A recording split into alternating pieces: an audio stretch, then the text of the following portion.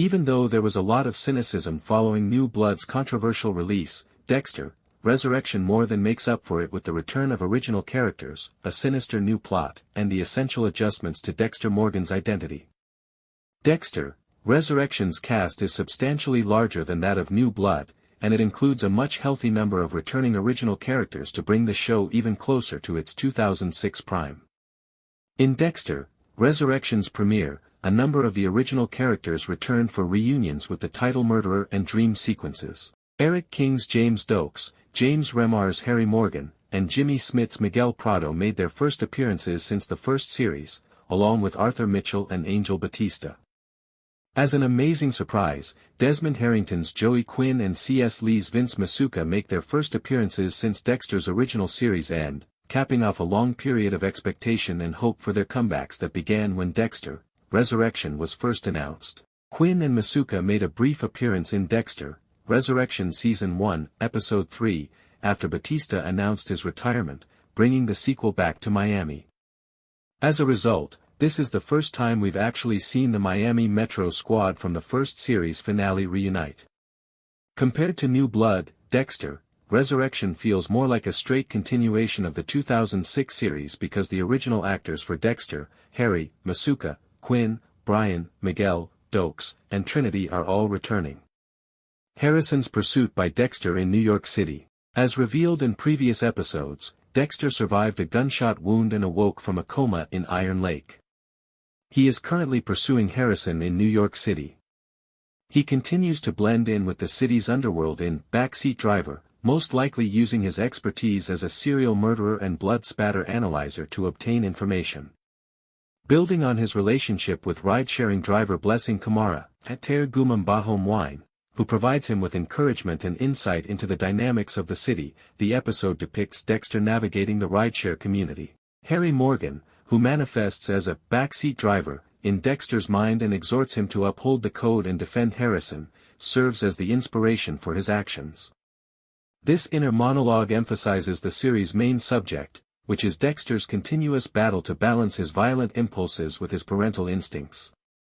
Harrison's fall and police inquiry. In a previous episode, Harrison, a busboy at the Empire Hotel, deals with the fallout from killing a shady businessman named Ryan. As he attempts to hide his tracks by employing Dexter's techniques for disposing of bodies, such as dismemberment and meticulous cleanliness, the episode examines his feelings of remorse and terror.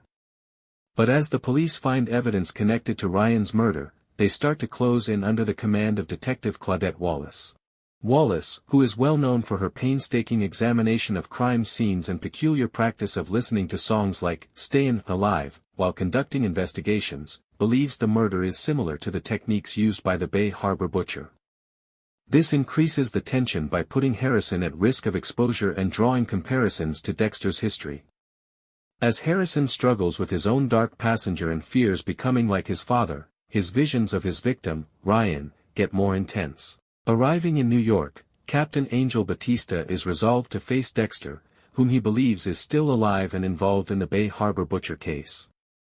Batista is motivated by personal reasons and wants redress for the murders of Deborah Morgan, Maria, and James Doakes, all of whom were connected to Dexter's crimes in the first series, by rescinding Dexter's death certificate. Batista's chase picks up speed in Backseat Driver, even though he hasn't yet seen Dexter in person. Since Dexter has to avoid a seasoned detective who is familiar with him, his presence heightens the tension. As Wallace's investigation into Harrison's crime intersects with Batista's investigation, the episode builds up their ultimate encounter. Launch of a network of serial killers. The creation of an enigmatic network of serial killers is hinted at throughout the episode. This narrative element is further developed in Episode 4's Murder Constyle Gathering. Backseat Driver establishes the framework for this network, even though its entire reach is not yet known and may involve people like Gareth/the Gemini Killer, David D., or Leon Prater Mia/Lady Vengeance, Kristen Ritter. A defining feature of the series, Dexter's narration explores his dread that Harrison is pursuing him and his remorse at surviving Harrison's attempt to kill him.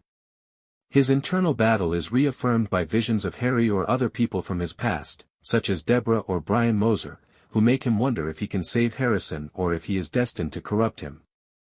Echoing scenes from the original series, such as the anticipation of Harrison's arrival in Season 3, Dexter's reflections on his love for Harrison constitute a major emotional beat. The episode highlights Dexter's wish to be a normal father, but his dark passenger makes this impossible, so Backseat Driver serves as a metaphor for his or Harrison's lack of complete control over their lives.